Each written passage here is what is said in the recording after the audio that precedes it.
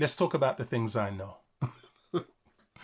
You know, a young person came up to me once, eager to know the will of God and share what she knew with her friends and with her family. And she asked me, well, what do I do when I can't remember all the Bible texts? And I said, well, quote from the chapter and verse of your life.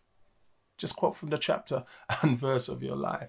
Because the Bible from Genesis to Revelation is simply that. It's a testimony book of how God interacted in the lives, in the nations, in peoples, in families. And throughout the Bible, they all affirm the actions of God that they saw, that they witnessed, that they experienced. In the book of Deuteronomy, there's this common phrase that you see that recurs time after time. And the phrase is this: and you saw what God did.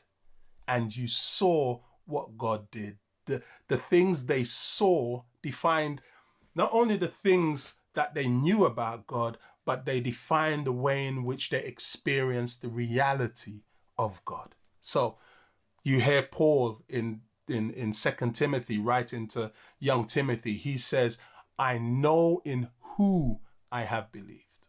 You see John in his writings saying that they testified to the things that they had seen and heard, and that is what they declared.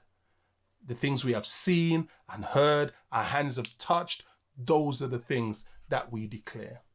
Because in the economy of Bible faith, in the economy of Bible faith, the things we know about God in theory are of great value. They truly are of great value, but only become priceless when they are affirmed by personal experience. Only affirmed by personal experience. In the economy of Bible faith, what was truly known became real when it was worked out in the day-to-day journeys of life. In the day-to-day journeys of life. And this is a truth that I want us to all understand. We study the Bible to learn about the love of God. But it's only when that person that we like the least is sent our way that we truly understand the reality of what it means to share the love of God. That's when we understand that love of God becomes a reality. So we are called to quote from the chapters and verses of our lives. We are called to quote from the chapters and verses of our lives and speak about what God has done with us, what he has done for us, what he has done through us. We are to tell the world the things that we know about God, not the theoretical things on paper, not the theological things only. But we are called to tell the world what we know about God and offer our lives as tablets, as newspapers, as Twitter feeds, as Instagram posts, as TikTok movies, all telling the story of the goodness of God. That is what our lives are about. In 2 Corinthians 3 says that our lives are epistles known and read by all people. So my challenge for me today, especially during this period that we find ourselves in, is what do the chapters and verses of my life say about God? What does my faith, what does my assurance in this period, or what does even my humanity and sometimes my doubting and failing humanity say about God? Because that isn't always a negative thing. That isn't always a negative thing. When people are looking into my life and read in my life, what is my life saying about God? What is it that they're reading out of my life? You know, our lives become so busy, and, you know, the ebb and flow of our lives become so busy. And God is so consistently at work in our lives that we lose sight of all the spaces that God is working and all the things that he's actually accomplishing from day to day. And even the broken and shattered parts of our lives, if we were to simply patiently put them together, they could create a beautiful mosaic of God's mercy, God's presence, and God's goodness around us. It would do it in such a way that if we was patiently just taking our time to look at it, it would even astound us. It simply would. We want the grand stories. We always want the grand stories of what God has done for us, forgetting that God, more often than not, just works in the simple, everyday, mundane things of life. because that's truly where we live from day to day. That's truly where we live from day to day. It's so important. It's so important to your life of faith in Christ that you know God personally. Not just the things about God, not just the things that the Bible writers say, not just the things that the pastor says or the preacher says or the guy on social media says, but the things that you have seen God do personally, the simple mundane things, not just the massive things.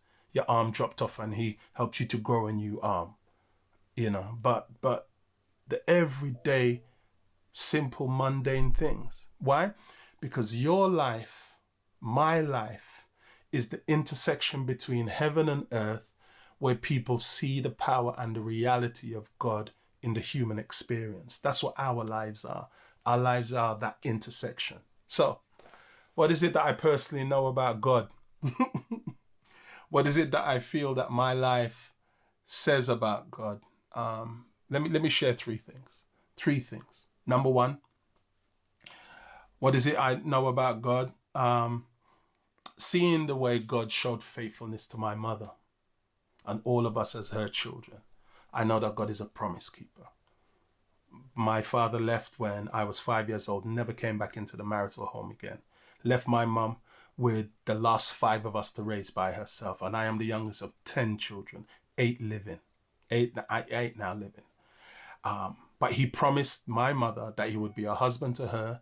He would be a father to our to her children, to us. And he did. He has. And I know God to be a promise keeper. What do I know? I know that when people have written me off, like they have on so many occasions in my life, I do know that God has always stepped into my space and assured me that when they write you off, don't worry, I write with a bigger pen. I write with a bigger pen. And he has written things into my life that I didn't even know I was allowed to even dream for myself. And number 3, and most importantly, I know above all things, I know that I am not forgotten by God. I know that he knows me. I know that he sees me. I know that he knows my path. I know that he speaks into that path. I know that I have learned to be comfortable with staying in the will of God, although I don't always have to always know all the plans of God.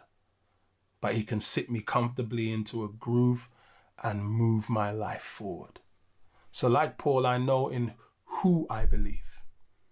And I believe that he is able to keep the life that I have committed to him and keep the life of my family, which is committed to him. So my prayer for you during this period is that you just don't only know the things about God, but it opens a space for you to hear him and know him personally. That you will know him personally in ways that brings life to you, that brings life to the people around you, and above all things, that will always affirm the things about him that you know.